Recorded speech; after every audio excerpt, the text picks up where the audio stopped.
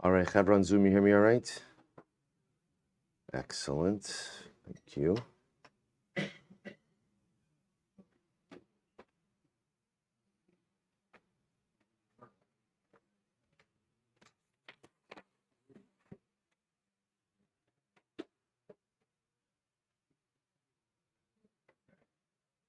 All right, Shabbos, say good morning. Let us begin. Let us begin. I want to begin by thanking our sponsors for this morning's shir. Sorry. Just pull this up. Thank you to our sponsors, our Talmud Torah sponsors for the month of Tishrei, Avraham and Shaindy Kelman, for dedicating all the shurim and drushos in memory of their parents. To thank Jack Bennett for dedicating all the shurim this month in memory of Givati Brigade First Sergeant Nikolai Rappaport, and Dr. Linda Weinberg for dedicating all the shurim this month in memory of her husband, Dr. Paul Weinberg Peretz Moshe Ben Avraham David. Our week of learning sponsors, Avron, Sean, and Judah Elbaum, in the merit of a refuah shalema for Ami Ben Chaya. Thank you, son. Okay, excellent. All right, so with that, let us begin. We have a. You hear me all right? Good. Okay. We have a beautiful daf ahead of us today. I'll tell you, such as a muster and everything. You know, I'm looking on the YouTube broadcast, and it says on the bottom of the screen, it says excellent connection. I thought, can you imagine like if there was like an app for Ruchnius like that, right? A little feedback about how you were doing with the Ribbon Shalom. How great would it be to start the day? Excellent connection. All right, maybe one day. All right, well, so with that, let us begin. Today's daf is Lamed Gimel 33. We are picking up in Yahrzeit Hashem on Lamed Beis Amud Beis. We actually left off a little bit before the two dots. We left off 2, 4, 6, 8, 10 lines up from the bottom. Amr li Ravina le Rav Ashi, Amr lon Rav Acha me Hutzal. So Ravina said to Rav Ashi, Rav Acha from Hutzal said to us, Deman sharkin le tanura biyama tava, that you go ahead and literally you close up your stove with clay on Yom Tiv. Now, what is this talking about? If you take a look at Rashi over here, Rashi says, Sharkin le tanura. It's in the wide lines of Rashi, the third line down. Sharkin le tanura, avde adoni tachin sevivos kiswe piatanor betit. So the servants of master, in other words, the servants, go ahead and literally, it's very interesting, seal up the opening of the oven with clay, with mortar. Shelo yetze choma shehatzli kishatzli besocho. In order that the heat is contained in the oven and the heat doesn't dissipate and have an adverse effect on that which is being roasted inside. Sharuach kasha litzli. The temalon milsa mishum de gavel tit tolda delishu. So we'll say once we're talking on the topics of Hilchos Yom Tiv, so the Gemara is asking, they were asking, how are you able to engage in this practice? After all, the creation of mud on Shabbos or on Yom Tiv is a problem of the malacha of losh. Losh means kneading something, creating any thick mixture. It's actually true, this in the malacha of losh, there's belila ava, belila raka, there's a more liquidy mixture, a thicker mixture. But right now, at least for mud, isn't it the creation of a thicker mixture on Shabbos, which should be part of Yom Tiv, which obviously this is Yom Tiv because they're cooking. Would that not be a problem of losh? So he answered, Amrale anan araksa de pras samchinon. It's not a problem. We get our mud from the banks of the river Pras. We're both saying incredible Inyane Dioma, right? Remember again, one of the 4 rivers of Gan Eden. One of the 4 rivers of Gan Eden. We just read it in yesterday's parasha. So where do I get my mud from? I get my mud from the banks of the Euphrates, from the banks of Nar Pras. Rashi says, over Arak said the Pras Samchinon, al svaso shel Pras anonismachim, B'davar shein anu tzrichen legavel tit shesvas pras tit megubahu. We'll say, interestingly enough, the banks of the Pras River are mud. So I don't have to make my own mud. We take the mud from the banks of the river. So therefore, there is no problem of lush. We'll say, just so you should know, by the way, this mud on the banks of the river of Pras actually comes up a different time, where the Gemara discusses about immersing in the Pras River, in Nar Pras, for mikvah. So the Gemara discusses that at certain times of the year, the women had to put down mats on the ground of the river in order to immerse in it, because the mud was so intense that they would sink in, cause a problem for chatzitza in mikvah. So again, it's the same mud. So the Gemara says, "V'hani mili who did tsari me'esmo." But remember again, in order for that mud to be usable, you would have to go ahead and literally make a siman, some type of designation or demarcation that you're going to use this mud already on Erev Yom Tov. Because it will say, so remember again, mud is inherently muktzah, so the only way to be able to go ahead and use it to seal up your oven on Yom Tov would be as if you actively set it aside for use on Erev Yom Tov. Ravina says, the kitma shari, using a mixture of ash to go ahead and seal up the oven is totally fine. There is no problem of lush, of kneading when it comes to ash. Why not? Rashi says over here,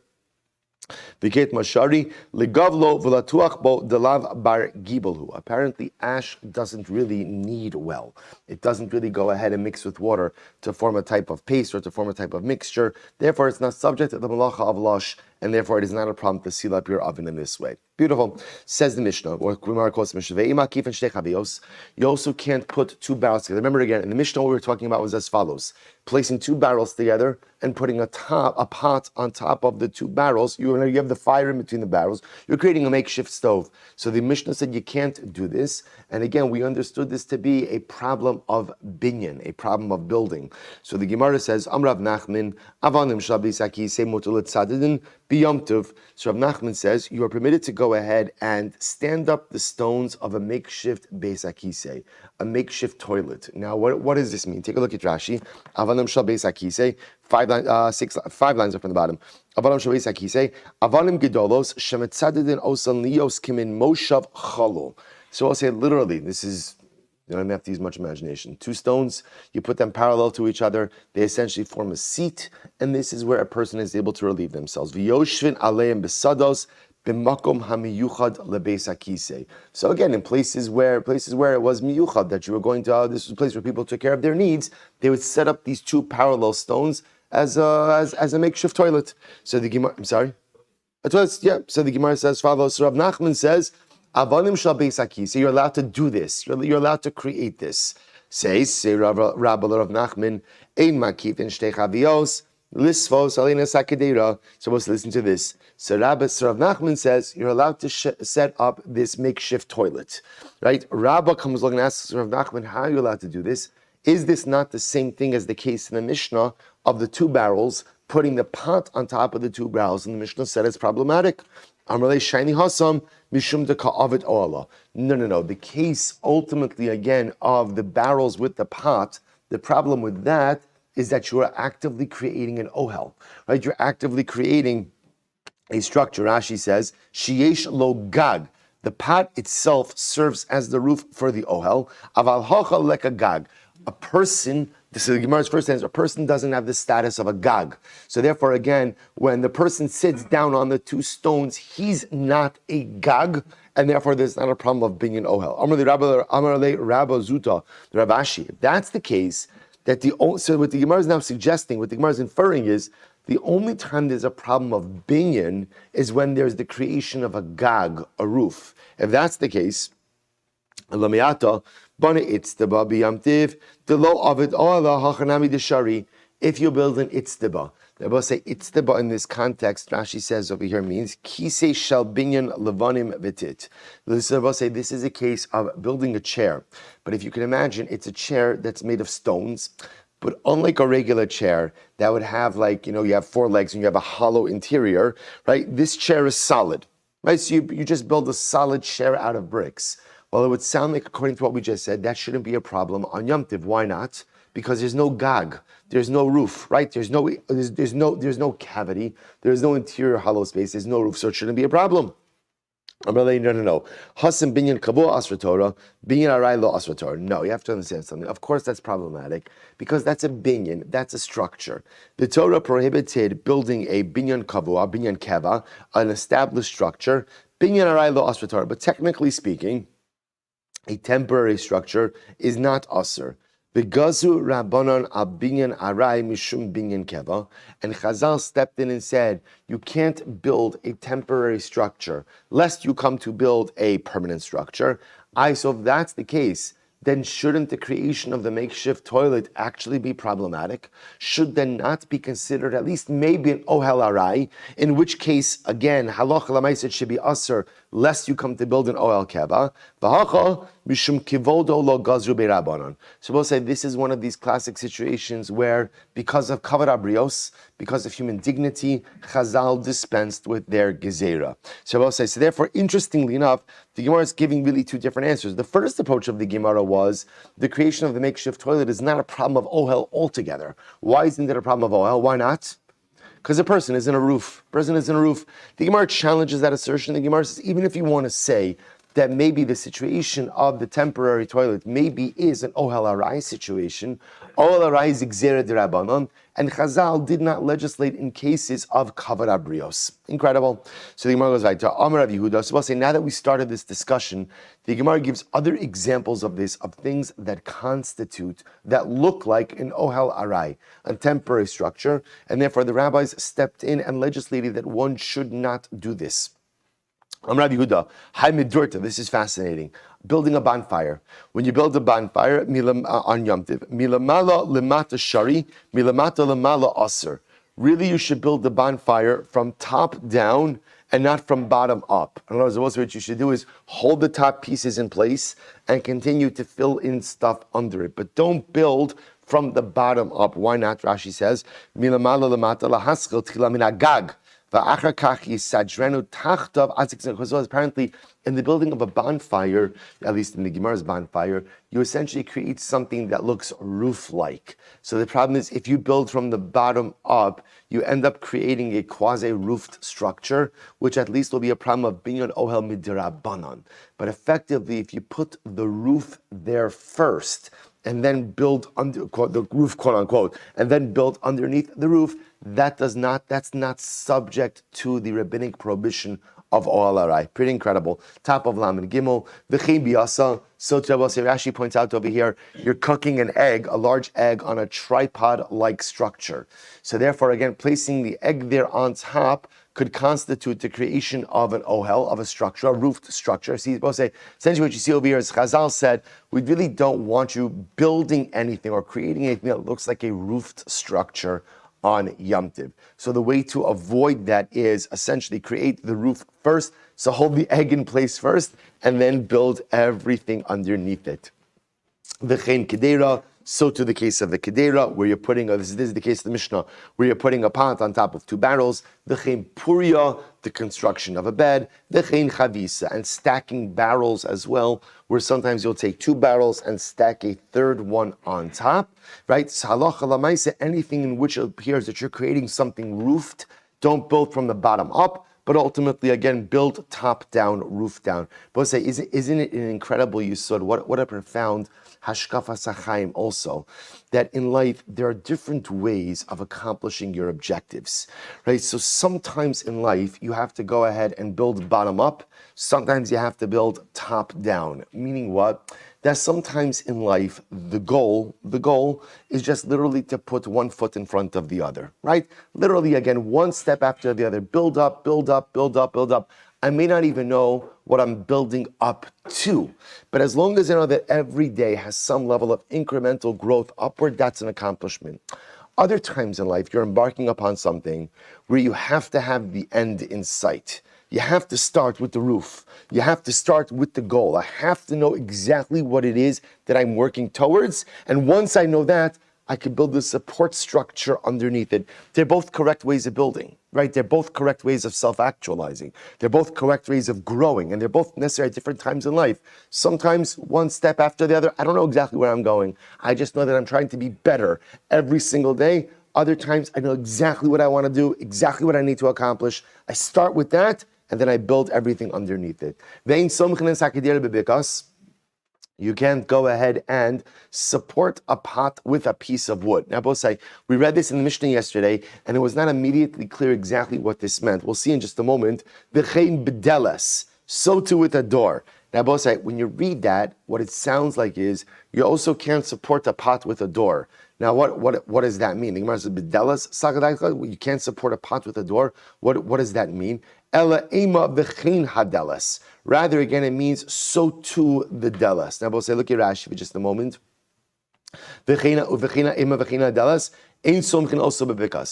same way that you can't support a piece of wood with the pot, you can't support a pot with a piece of wood, so too you can't support a door with a piece of wood as well. We'll say what's happening over here. We are going to see that the Tana of our Mishnah subscribes to the approach that a kli cannot be moved for anything other than its primary designated usage. So when you look at wood on Yom Tiv, what do you see? What's the primary designated usage for wood on Yom Tiv? Fire. And therefore, again, the use of wood or the movement of wood for any other purpose, even of a constructive purpose, halacha l'maaseh cannot be done on Yom Tiv. That's the meaning over here.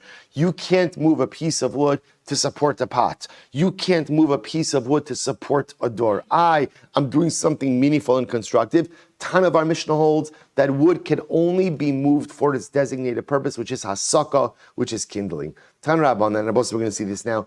In Somchen and Sakadera Bebekas, you can't support a piece of wood. The pot with a piece of wood.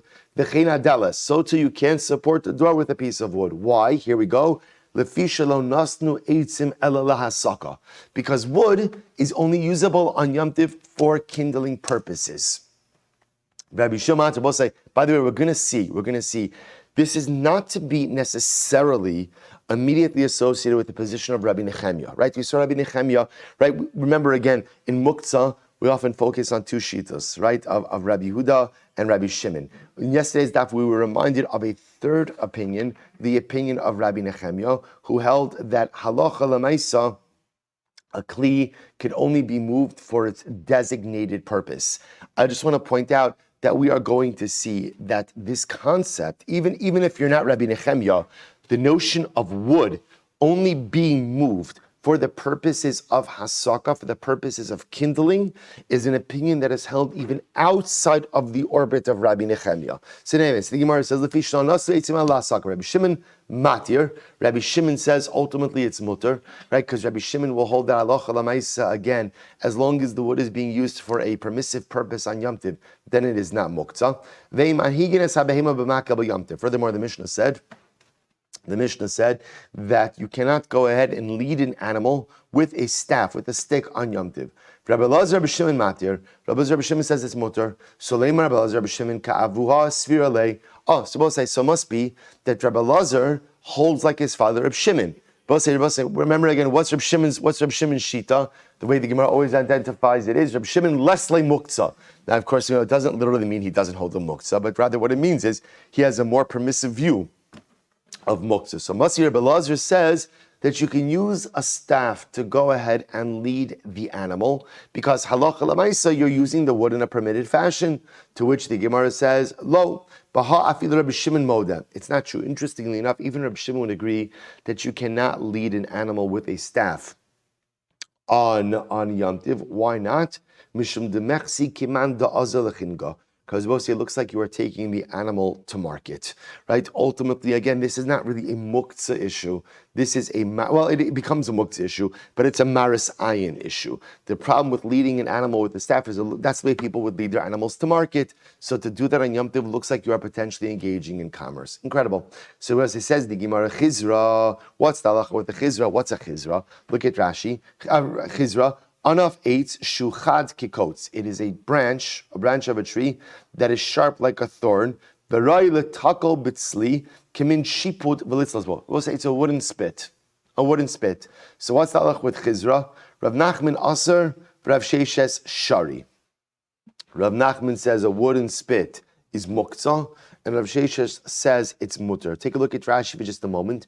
Rav Nachman aser, b'yam tov mishum domuktzaninu letaltal shelo aso lekli mi be'od yom. So we'll say this is very important. We're dealing over here not with a piece of wood that was designated as a spit on Erev Yom Tiv. We're talking about over here a piece of sharpened wood that you found on Yom Tiv. And you look at it and you say, great, I could use this as a spit. So Rav Nachman will say, no, you can't, because since it wasn't designated as a kli before Yom Tiv, therefore what? Halacha l'maisa it's muktzah. Rav Sheshes will say that it is mutter. So the Gemara defines the parameters of the machlokes. B'retiva koli amalo pligi da'aser. If it's moist, everyone agrees that it's aser. Why is that? Because also listen to this. Rashi says, B'retiva, she'eno roi l'taltala afilo lahasaka d'koli amalo pligi da'aser. So listen to this. You see, here's what's fascinating. Everyone is going to agree. Well, I shouldn't say that. Right now, everyone is going to agree. Sometimes if you could even get everybody to agree for just a moment, that's an accomplishment, right? So right now, everyone's going to agree with the following idea, that the license to move wood on Yom Tiv is predicated on the wood's usage as fuel, right? Fire, right? Once you have that, then maybe there's room to say that you could use it for something else. Moist wood in general is not considered to be usable for fire, for fuel. So therefore, the Gemara says, B'retiva, if the wooden spit in question is moist, everyone agrees, lo pligi da'aser, everyone agrees it's aser, because remember, the heter to move it requires it to potentially be usable as fuel. If it's not usable as fuel, it's muktzah. So keep pligi, where does the machlokes, Rav Nachman or Sheshes come up? Biyaveshta, if it's a dried piece of wood.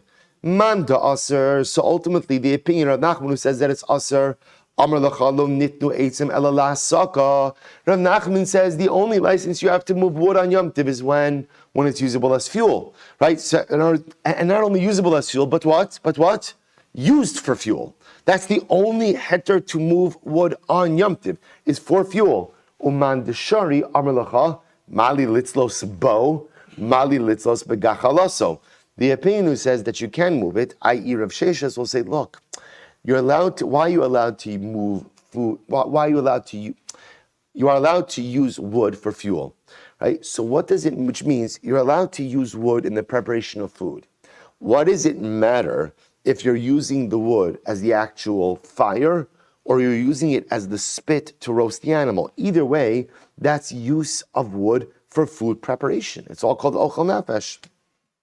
So we'll say that's the first version of the machlokes. So in this version, if the wood is moist, everyone agrees, aser. The machlokes is if the wood is dried and technically usable as firewood. Ikidami, an alternate version of this machlokes. Okay, so in this version, I will say everyone agrees that if the wood is dry, it's certainly mutter to use the spit. And the logic would be, because what does it matter if you use if you use wood as the actual coal, or if you use the wood as the spit? Either way, the wood is being used in food preparation. So keep pligi, where does the machlokes come up? Beritivasa, if the wood is moist. Man da aser de lo chazila saka. So the one who says that it's aser, i.e. Rav Nachman, will say, no, you have no heter to move this wood, because wood could only be moved when it's usable for the fire. This wood is not usable for fire, and therefore Allah l'maisa it's muktzah. Uman de shari amr lecha hachazila hesek gadol. But the opinion ultimately, again, who says that you can move it, will say, you know what? We've seen this parable say that moist wood may not be usable for a small fire, but it's absolutely usable for what? A large fire. The Hilchas son, what's the halacha? Yevesh deshari ritivasa aser. And the halacha says, the Gemara, is that the dried out piece of wood can be used as a spit, but the moist piece of wood cannot. So both say, so this is very interesting. So the Gemara developing the idea that even if you hold that wood cannot be moved for other than fuel purposes. Shavuot said, by the way, is the way we paskin, right? Is the way we paskin. Halacha l'maisa, wood on Yom Tiv could really only be moved, we'll call it for fuel purposes. We've expanded now the parameters of fuel purposes. Fuel purposes can mean actually to put in your oven to fuel the fire, or to be used as a spit. So you could go ahead and take a sharpened piece of wood on Yom Tiv and use it as a spit, but again, that license is only there if that spit is also usable as what? As fuel. And again, what kind of fire is fuel? What kind of fire? A small fire. Therefore, meaning what? That Allah chalamais, it has to be dry. It has to be dry. Incredible. Darash Rava. So Rava darshaned, Ishalo tikanes lidira eitzim, lito mehen ud. A woman should not enter into dira eitzim. Dira eitzim means the wood storage area. To go ahead, lito mehen ud, to go ahead and take a poker, right? Literally a piece of wood to be used as a poker. So the Gemara says, so what's going on over here? Take a look at Rashi. Rashi says over here, ud Now, first of all, Gemara points out, Rashi points out, Darash Rava, Dik Rabbi Yehuda Svirale. So remember again, the Gemara is pointing out, Rava holds like Rabbi Yehuda. Rabbi Yehuda ultimately holds of a stricter view of muktzah, right? A more restrictive view of muktzah. So therefore, Rava says a woman cannot go into the dir eitzim, the wood storage house, to take out a piece of wood to be used as a poker. Why not? Rashi says, ud eitz lasos ud letanor v'taima mishum delo nitnu ela lahasik ela imkein naase kli mibeod yom. So this is very important. In Rabbi Yehuda's view, remember, can you go ahead and technically use a wood poker on Yom Tiv? You could, as long as what? It was made into a poker, or when I say made into, designated as a poker on Erev Yom Tiv. But halacha l'maaseh according to Rabbi Yehuda, to walk into the storage area, just pick up a piece of wood to use as a poker, that's going to be asra al tzilchos muktzah. V'ud shenishbar, and if you have a poker that broke on Yom Tiv, v'ud shenishbar, asr la siga b'Yom Tiv. You may not go ahead and use it as fuel for the fire on Yom Tiv. Why? Lefi shemasikin b'kelim, because halacha l'maaseh you could fuel a fire with kelim. Ve'ein masikin b'shivrei kelim. But ultimately, again, you cannot fuel a fire with shivrei kelim. We've seen this concept before. Lememra, the Rabbi Yehuda Israeli. So we'll say now you're telling me that Rava holds like Rabbi Yehuda, the isle mukta. Because we'll remember again, what is Rava saying? Rava is saying that a woman can, and by the way, the usage of a woman over here is nondescript. In other words, it's just whatever the Metzias was, right? The idea over here is a person can't go in to the dir eitzim, to the storehouse, choose a piece of wood that's sitting there to use as a poker. Why? Because halacha l'maisa, unless you're only allowed to use wood according to Rava for fuel. You could use it as a kli, but ultimately, again, it have to have been designated as a kli prior to Yom Tiv. So the Gemara says, "Lememra, the Rabbi Yehuda Svirle, the Isle Muktzah." You tell me now that Rava holds like Rabbi Yehuda, who holds of a more restrictive view of Muktzah. Vaha Amarle Rava l'Shamei, but Rava said to his attendant, Tavi li bar avza v'shadi ma'ya l'shunra. But yet Rava said to his attendant on Yom Tiv, roast for me a duck, and go ahead, or a goose, and go ahead and throw its intestines to the cat. And I both say, now the roasting of the duck is not a problem. What's interesting about this case over here is what? Is throwing the intestines to the cat. Look at Rashi for just a moment. Rashi shadi ma'ya l'shunra. Hashleich b'nei me'ayim lechatul, u'Rabbi Yehuda asr l'tautelo, u'lesito lechatul, d'me'esmal mucham la'adam haya, v'lo leklavim. See, I both say, in Rabbi Yehuda's worldview, in his muktzah view, you should not be able to go ahead and throw the intestines to the cat. Why not? Because l'maisa, according to Rabbi Yehuda, those intestines were fit for human consumption on Erev Shabbos, Erev Yom Tiv. And therefore, halacha l'maisa, they were not prepared for animal usage on Yom Tiv, in which case they should be muktzah. But yet here you have Rava instructing his attendant to throw the intestines to the cat on Yom Tiv, which sounds like he does not hold like Rabbi Yehuda, to which the Gemara says, no. The Gemara says, Hassam, it's different, Kevan de Masrichi.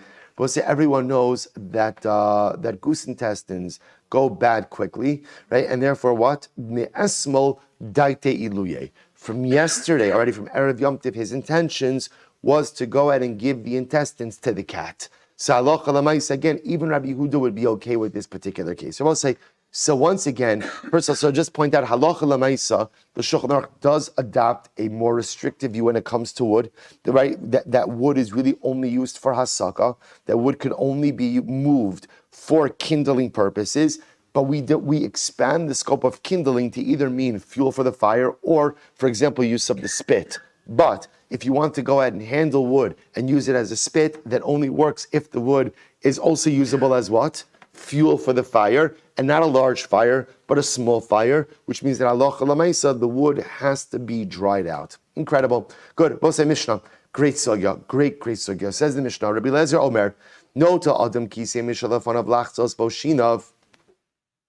Rabbi Eliezer says a person could take, we'll say kisem. Kisem is a splinter of wood. A splinter of wood. A person could take a little wood splinter from in front of him to use as a toothpick. So I want to pick up a splinter of wood to use as a toothpick. Now Rashi points out over here, what does this mean? mishalafanov, in front of him. What does that refer to? Rashi says, Nota Adam Kisa mishalafanov, mimashalafanov babayis. This is talking about you find a splinter of wood in your house, right, on the floor. You find a little piece of wood, right? You can pick it up and use it as a toothpick. Okay. And furthermore, you can gather whatever wood is in your chatzar, and you could kindle a fire with it. Shekol mashe b'chatzar muchanu, because Rabbi Eliezer is of the opinion that halacha l'maisa, whatever is in your chatzar is considered to be muchan. Remember, we spoke about this before. Contrast that with, let's say, wood that's scattered in the sadeh, right? Wood in the field is only muchan if what? If you designate it prior to Yom Tiv. But Rabbi Elazar is saying is that halacha l'maisa, anything in your chatzar, and by the way, whenever we speak about a chatzar, we also presuppose that what? What's the nature of that chatzar? It's enclosed, right? So anything in your chatzar ultimately is muchan. Good. The chacham say. First, I'll take a look at. I will say the chacham say megabev mishalafanov. The chacham say you can go ahead and gather from that which is in front of you, umadlik, and you can go ahead and kindle it. So, I'll say if you look at Rashi over here, Rashi says something fascinating. The chacham are arguing on Rabbi Elazar on 2 points. Says Rashi, the chachamim omer megabev mishalafanov madlik, aval min hachatzer lo. Hoyel v'dakin hein v'tarach l'kosheshan v'kosheshan me'esmol lav lahachi kaimi. Suppose say first of all they argue and the chum say you cannot gather small pieces of wood from your chatzar because that is a tircha yisera. It's too much effort expended on Yom Tiv. V'deka'amrit not al kisim lachtzos shinav me'esmol anon islan da'af mishalafanav lo yital el lahadlik donas. Suppose say listen to this. The chum are arguing Rabbi Elazar on 2 points. Number one, they say you can't pick up toothpicks, right? You can't pick up pieces of wood to use as toothpicks. Why not? Because the Chachamim subscribe to the idea that the only license to move wood on Yom Tiv is for fuel, for fire. So first of all, they dispute the whole toothpick thing, right? So that's machlokas number one.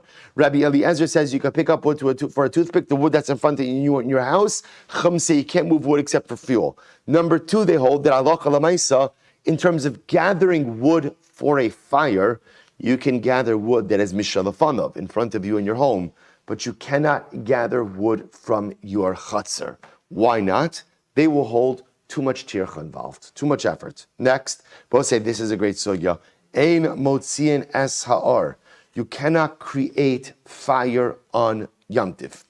You cannot create. I both say the novelty in this ruling is almost all ochal nefesh is predicated on the use of fire, right? And you would think that if ochal nefesh is mutter, the creation of fire is mutter as well. Kamash malon, it is not. Now, why you're not allowed to create fire? We're going to see is going to be a raging machlokes rishonim. So watch this. Ein motzien es ha'or. You cannot create fire. Lo mina eitzim, not from wood. Lo mina avanim, not from stones. Lo mina afar, not from dirt. V'lo mina rafim, not from tiles, heated tiles. V'lo mina mayim, right? If you were to condense water, right, in a utensil and shine the light through the water, creating heat. Ve'malavnes harafim lasalspem. Nor can you heat up tiles in order to go ahead and roast on them. Plus, take a look at Rashi for just a moment. Emotzina sa'ar. Rashi says, mishum demolid.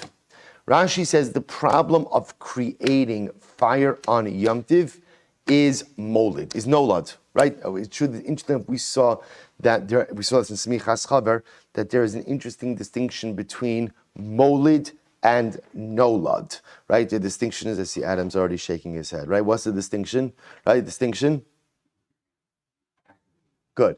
I only put you on the spot because then you could answer it, and I want to give your uncle nachas. Hey, so ultimately, again, I will say molid means something you create biyadayim, you actively create. Nolad is something which is created de facto. Beitzah shenolda biyamtiv, right? Something created. So we don't have to necessarily be some daik in Rashi over here, but what Rashi is saying is the problem of creating fire on Yom Tiv is a problem of molid. We're going to see this sugya, but I'll just mention to you the other school of thought, the other Rishon, not Rashi. What's the problem of creating fire on Yom Tiv? They hold that fire is machshirei ochel nefesh. What's the halacha about machshirei ochel nefesh? What's the halacha? We saw this last week. What's the halacha? any machshiri ochel nefesh, which could be done on Erev Yom Tiv with the same results, cannot be done on Yom Tiv.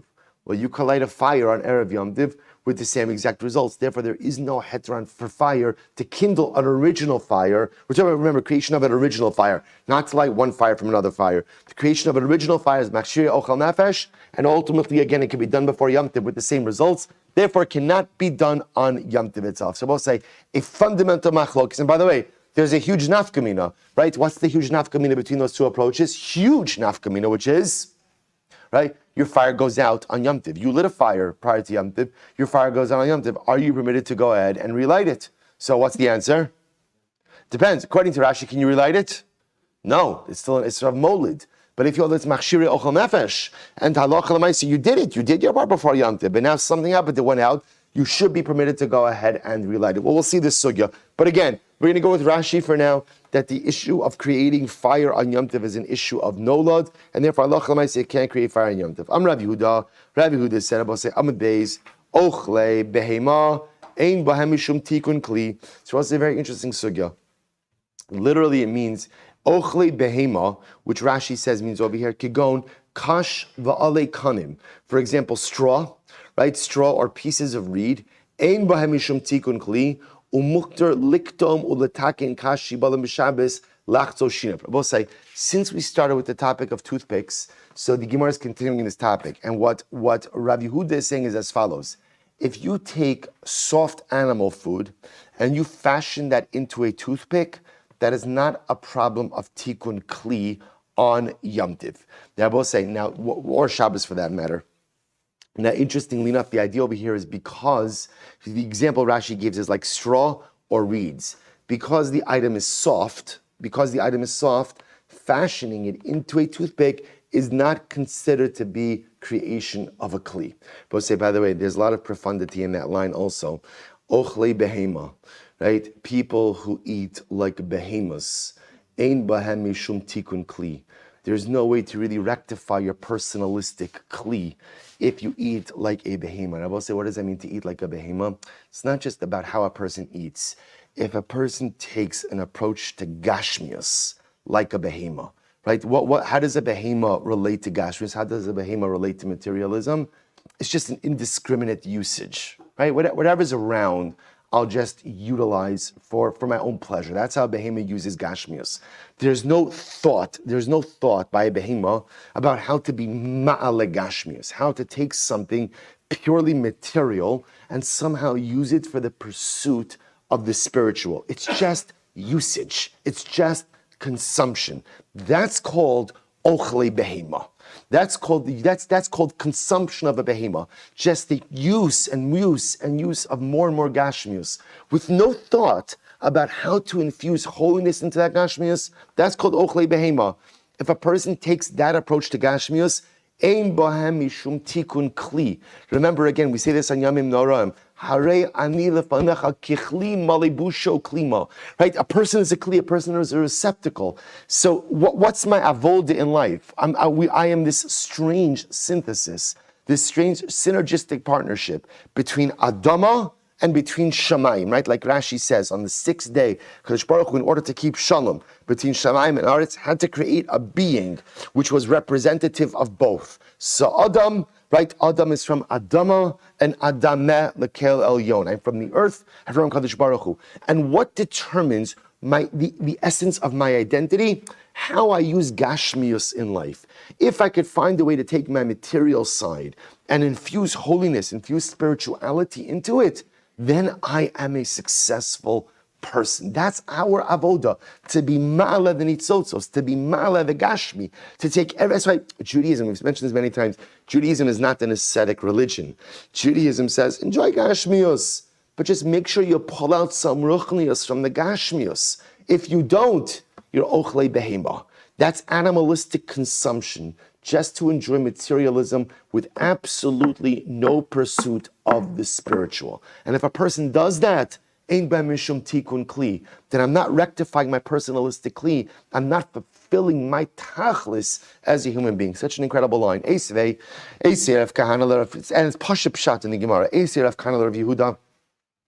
So we'll say, so therefore again, what you have over here is you have Rabbi Yehuda saying, right, Mishnah established a machlokes about picking up a piece of wood for a toothpick, okay? So remember again, and remember, that machlokes is not as much focused on toothpicks, right? What is that machlokes focused on? What is it focused on? Movement of wood on Yom Tov. That's really what it's focused on, right? So you have Rabbi Eliezer who says that halacha l'maisa, you could move a piece of wood. But ultimately, again, you have Chachamim saying wood can only be moved litzorech fire. Now, Rabbi Yehuda is transitioning, and Rabbi Yehuda is saying that halacha l'maisa, if you have a piece of animal food that is soft, there's no problem with fashioning that into a kli because it's not called a kli. Says the Gemara, Eisir Rav Kana Rabbi Yehuda. So is going to be a great sugi, by the way. Rav Kana said to Rabbi Yehuda, "Metaltlin atzei b'samim lahariach bahem." You're permitted to go ahead and take atzei b'samim, which literally means pieces of fragrant wood or pieces of very fragrant branches. Atzei b'samim. Right? Or fragrant herbs. You're allowed to carry them on Yom Tov, la'ariach bahem, to go, or Shabbos that matter, to smell them, ula hanif bahem lechola, or to wave them, right? To create like a fragrant breeze for a chola. Umolelo, you can roll it, umariach bo, and you could go ahead and smell it. Both say, now, why are you rolling it? To release the fragrance. So you could roll it and you could smell it. However, velo yiktemenu lahariach bo. What can't you do? You shouldn't snip it, right? You shouldn't cut it in order to go ahead and release some of the fragrance. Now, what's wrong with that? Look at Rashi. Third line down from the top of Rashi.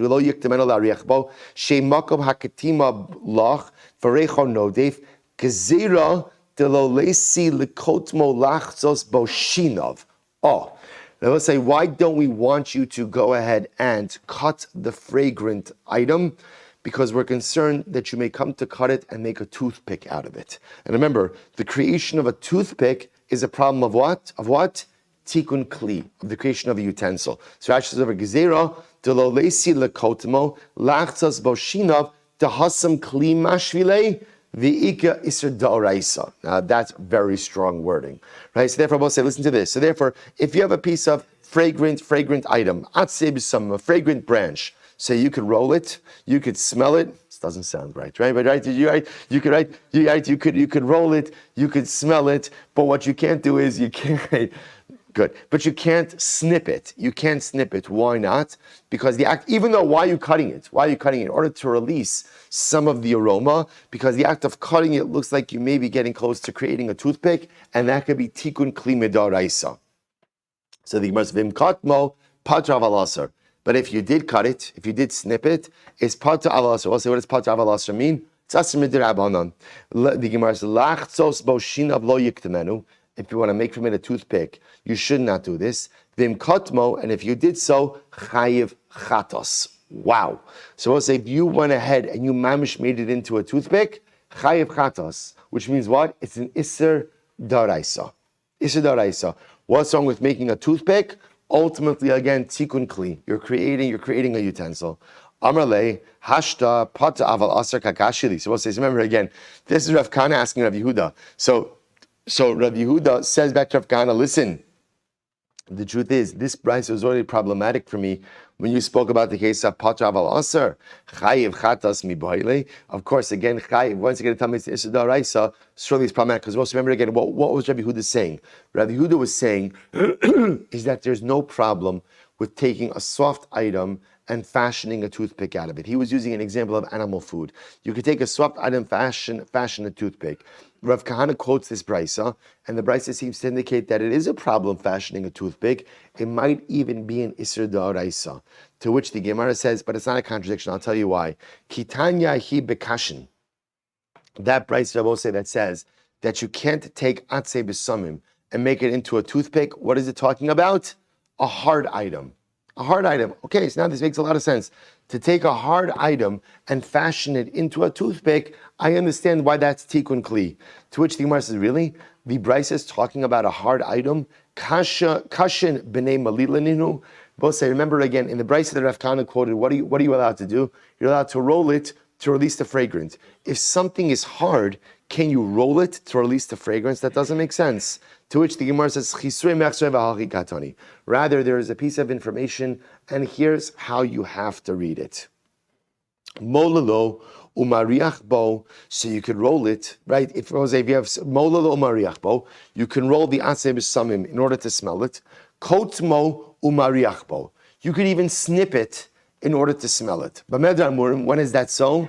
Birakin, when you have soft items, right? Soft aseh b'samim, because we're about to say soft fragrant items, because if it's soft, we're even going to allow you to snip it, and we're not afraid that if you go out and you snip it, you're going to make it into a toothpick. Why? Why? Because even if you made it into a toothpick, it's not a problem. Why? It's soft. About b'kashin, but if we're talking about a harder item, lo yiktemenu, you should not snip it. Vim kotmo, because we'll say again, why shouldn't you snip it? Because we're afraid that's what? That's what? You're going to make it into a toothpick. And making it into a toothpick is problematic. Why? Tikun kli. Vim kotmo, and if you did go ahead and snip it, patra aval aser. It's aser, right? It's an aser midrabanan. Lachtzos poshinov. But if you want to take this item and make it into a toothpick, lo yiktemenu, you should not snip it. Vim kotmo chayiv chatos. And if you did make it into a toothpick, and we're talking about over here a harder item, then Allah Chalamaisi bichayv chatos, that being isr daraisa. So Tani, so we'll say, so what the Gemara is saying is like this. The issue still, Rabbi Yehuda's original ruling that taking something soft and making it into a toothpick is absolutely fine. That's not called tikkun kli. The Beitzah now that says, now we're being introduced to fragrant items. So the Beitzah teaches me I can roll fragrant items. What I just can't do is I can't go ahead and snip it. Because the act of snipping it, the concern is that you may come to fashion it into a toothpick, which again, if the item is soft, will only be an Isser D'Rabbanan. But if the item is hard, ultimately, again, could be an Isser D'Oraisa. So Tani Chada, one Beitzah says, Kot mo umariach bo, you could snip it and smell it, but Tanya idach lo yiktamen alariach bo. And the other Beitzah says, you should not snip it to smell it, and it's not a contradiction. Amrav Zera, Amrav Chista, lo kasha, habarakin, habakashin. I'm going to say a very simple distinction. If it's soft, you could snip it and smell it. If it's hard, you can't snip it and smell it. Maskiv, Rav Acha bar Yaakov, Bekashina Milo. But let's analyze this. So now if you have a thicker or a stronger atzei bisamim, we're now saying that you're not allowed to snip it and smell it. Why not? Amilo. My shnami hadistan. Will say, why is this different than the following case? Shover adam esachavis lechomi menu grogros. You're allowed to go ahead and smash open a barrel in order to eat grogros, in order to eat dried figs from it. Ubilvad shalo yiskavein lasos kli. We just have this in Smichas Chaver. As long as what? You don't have the intention to make a kli. So in other words, we'll say, you could lop off the top of the barrel as long as your intention is not to make a brand new kli. Va'od ha Rava baravada v'Ravavin barada damri tarbayu ki avinan be Rav Yehuda. When we were in the home of Rav Yehuda, hava mifshach v'yohev lan alusa. Listen to this. What did Rav Yehuda do? He would strip off the branches off a large piece of wood. Alusa afagav dechazya lekasisa denagri v'chatzini. And ultimately, I'm going to say, so what he would do is he would strip off. Look, first of all, look at Rashi just a moment. Vatnan shover adam chabis migufa shishba grogros va'ochel b'vatshla yiskavin liyafos hashvira liosa lepeh shetehei ot kli. So I want to say, if you have a closed barrel, you can lop off the top of the barrel, right, to get out the figs, as long as your intention is not to make a nice, specific, or a refined opening, right? As long as your intention is, right, asiyas pesach, right? As long as your kavanah is not to make a refined opening, you're good to go. So I'll say, so that's number one. Furthermore, Rava Baravada said that when we were in the home of Rav Yehuda used to do something very interesting. He would take branches and he would strip off I'll call it the smaller branches, right? So I'll say, if you can imagine, you have a large branch from a tree that fell off. The large branch has smaller branches. He would strip off the smaller branches from the larger branches. And ultimately, again, we would use those pieces of wood. Even though now, those very pieces of wood became usable for what? As axe handles. as axe handles. To which the Gemara says, Lo kasha.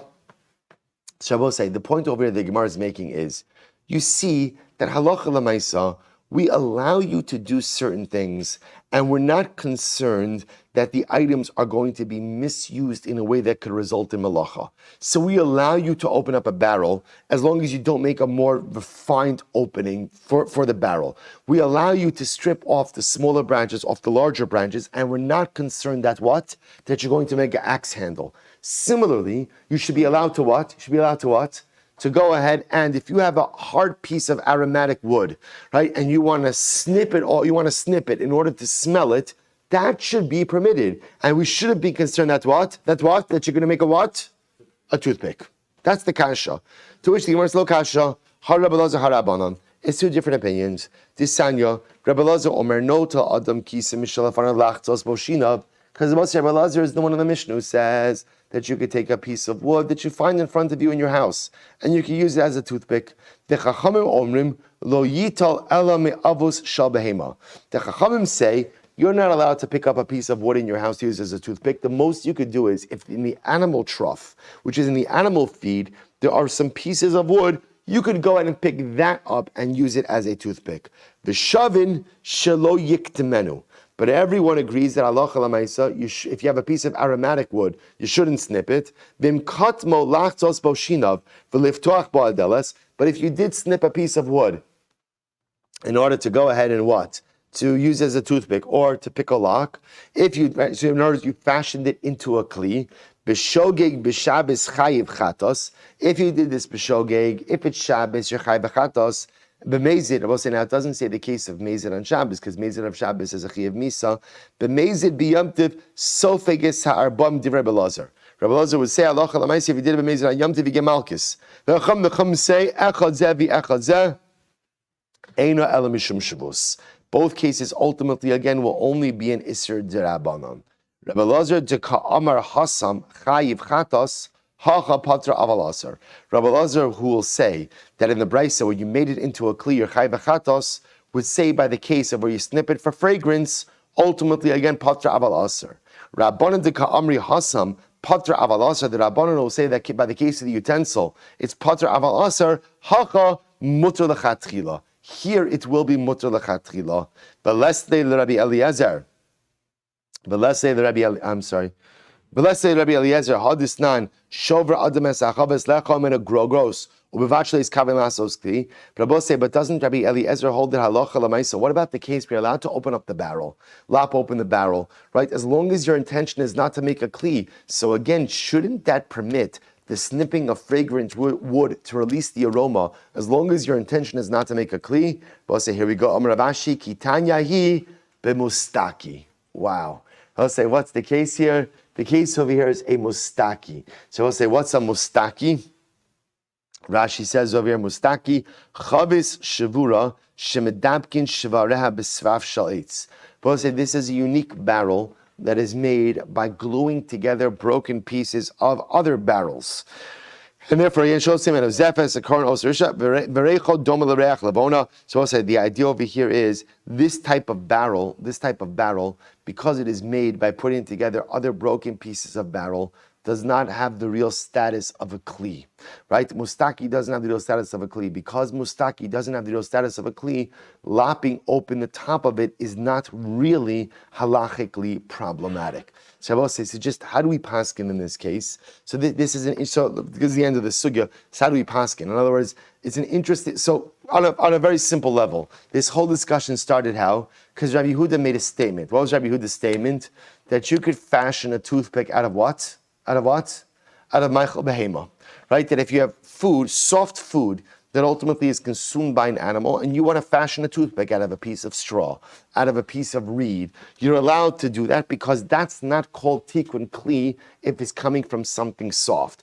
What that then did is opened up the entire discussion by aromatic items as well. What can you roll? What can you sniff? what can you snip? Right? Again, doesn't sound right, but you understand, right? What can you roll? What can you snip, and what can you snip? The Gemara wanted to make a distinction, ultimately, maybe between soft items and hard items. Soft items can be snipped because there's no fear you're going to make it into a kli. Hard items cannot be snipped because there's a concern you're going to make it into a kli. That then got into a more general discussion about how far do we have to be concerned that you may come to do something as a result of an action you engaged in now. That got into the lopping off the top of the barrel. That got off to Rabbi Yehuda's house, that they would strip the smaller branches from the larger branch, and there wasn't a concern you're going to make it into an axe hand. So let's listen to this. So the halacha, this appears in Hilchos Shabbos. Simin Shin Chav Beis Sifdal. Listen to this. Shulchan Aruch writes, Achlei behema ein bahem mishum tikun kli. We pass like Rabbi Yehuda. Namely, there is no problem of fashioning a toothpick on Yom Tiv, on Shabbos or on Yom Tiv, from Maicha behema. Lefichach muter liktom afilu bisakin kash o teven velachtzos bo shinov. Say Rabbi said you could take a piece of straw, right? Or right, a piece of straw, and you can go ahead, or anything soft that is consumed by animals, and you can make it into a toothpick on Shabbos or Yom Tov, and that is not called tikkun kli. Shulchan Aruch says you can even use a knife. The Mishnah Berurah comments on this, and he says, "Achlei behema rotze lomar davar sharoi lachil lebehema umasha b'gemar dafilu in omin b'shvilam kigon eitzim rakim sharoi lamachila kan lo miskar." Good. So let's listen to this. However, the Gemara says aval kisam she'eino ochel behema. But if you have a twig, right? Literally, kisam is a piece of wood. Animals don't eat wood. Ultimately, again, afilu litlo kedei lachtzos bo shinov aser. We will say you can't even pick it up to use it as a toothpick. So again, ultimately, we pass like Rabbi Yehuda, but you also begin to see, although we'll see this in tomorrow's daf, we really pass like the Chacham in the Mishnah as well. You can't pick up wood to use it as a toothpick on Shabbos or on Yom Tiv. And most that you could do is you could take something soft, use it as a toothpick. You could even take something soft and fashion it into a toothpick, because that is not called tikkun kli. Something hard which is not consumed by a behema cannot be taken as a toothpick, cannot be refined into a toothpick. And again, the Mishnah Berurah says, because he's wrote afilu netila stam belikatima aser mishum muktzah kishar eitzim. Because also this goes back to what we just learned. We learned before that the only license to move wood on Yom Tov is for what purpose? For what purpose? Fuel. Now we could have an expansive definition of fuel, right? We could say that fuel also includes use as a spit, but one thing it doesn't include, which is use as a toothpick, right? So therefore, halacha l'maisa, you could take something soft, use it as a toothpick, Michael Behema, something soft, use it as a toothpick, fashion into a toothpick, but something hard, ultimately, again, cannot be used as a toothpick, cannot be fashioned as a toothpick. We'll stop over, we'll pick up Imran Hashem with the rest of the Gemara tomorrow.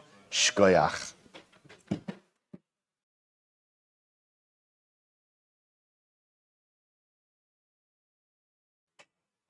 We learned this one Erev Yom Tov Beitzah. Oh, really? Wow. Wow. Just end this. I'm sorry.